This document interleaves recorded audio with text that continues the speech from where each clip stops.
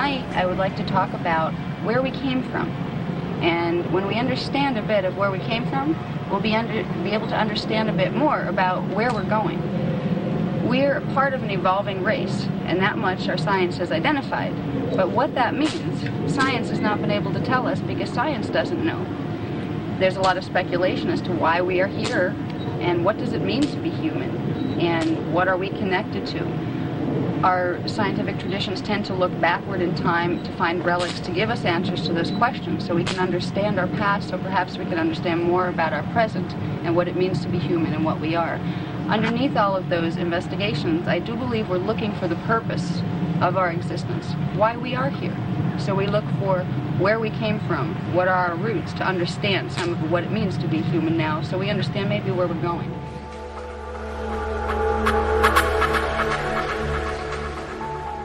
In tonight's discussion, I'm going to present some information that was given to me by the Guardian Alliance that will be very controversial if you've been schooled in traditional earthly thinking.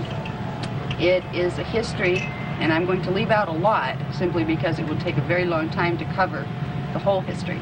But it's basically a history of our origins, and our origins are very different than what science has at this time formulated their ideas around. We did not come out of the apes, they came out of us, some of them. The early man, as our history has identified, some of them were connected to us, others were completely independent races that evolved at different times with us, but that weren't connected to us.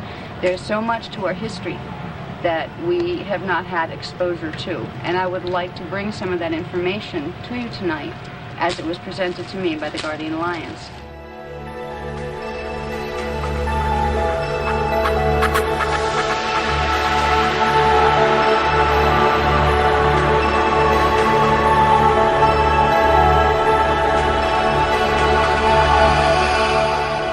In order to understand our history, we are also going to need to understand a little bit about the way a 15-dimensional universe works, because there is much more to the universe than our little solar systems, or even than the massive galaxies that we're able to see with our telescopes and the Hubble space, telescope and all that.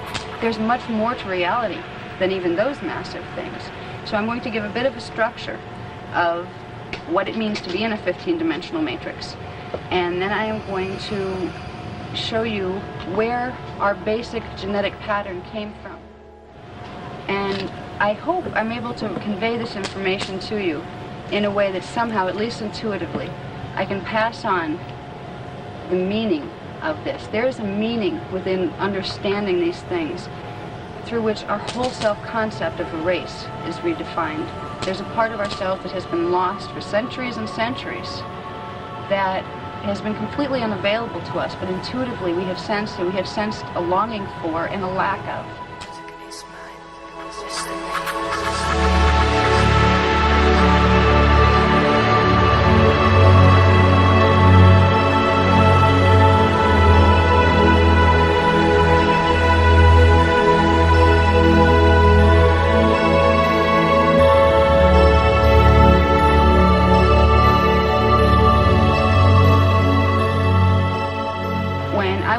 With this information by the Guardian Alliance, something opened up in me, and it knew that this was true, and it reconnected me as an individual to the universe.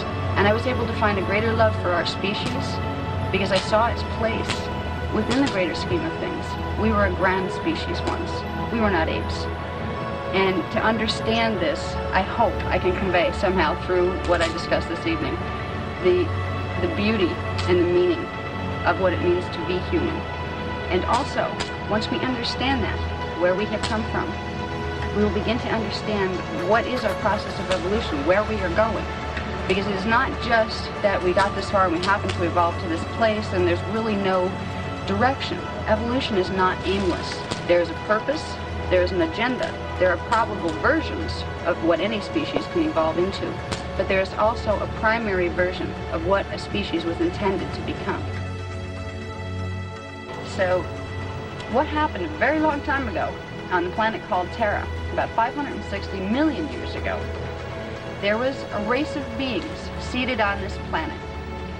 The race was called the Tournisian, and they were a very, very special race. They were kind of like the babies of the universe. The Tournisian race was created by taking the genetic strains of all of the other type of beings that existed within all of the other dimensional systems and harmonic universes, taking them and splicing together the best of the best in order to form a super prototype. And what the beings who created us wanted to create was a species that could embody not only a soul, but an oversoul. It could embody the consciousness of 12 of the 15 dimensions. Most body forms, either here or in the second harmonic universe, can only embody within them a certain amount of energy identity. After a certain amount of energy identity is added in, the gene code can't tolerate anymore. And that's when the form would transmute and the consciousness would move into and evolve into a state of pure consciousness being, where it no longer needed a biology. The Tournisian race was created to be a living library for the 15-dimensional matrix. It would contain the gene codes of 12, within biology, it would contain 12 levels of dimensional systems. And there were contributors of, I think they said about several 100 million different species contributed gene code product to create this new species. This species was viewed as godlings. We were created to eventually become creator gods. And we were revered highly by those other extraterrestrial and second harmonic civilizations who wanted to see themselves be able to expand and evolve beyond their own potentials of their species. So we were created with a lot of high hopes. And the Tournisians are who we originally were.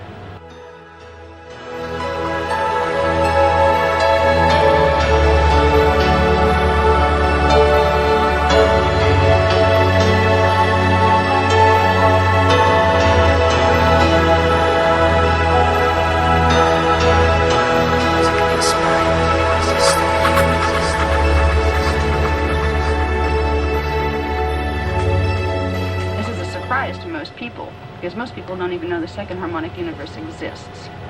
So about 560 million years ago, the universe got together, if you want to look at it that way.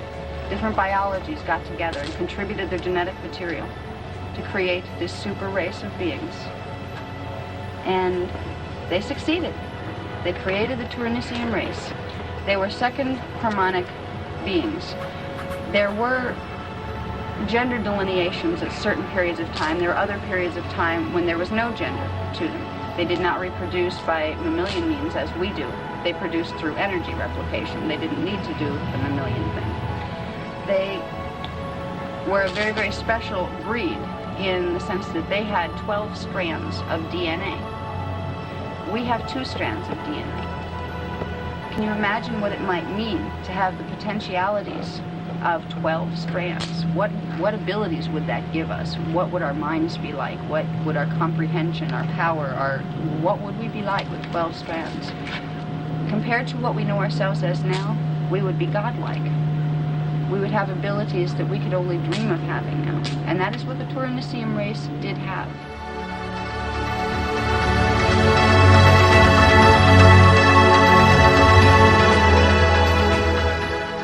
Sure the energy balances of the whole planetary system stayed intact.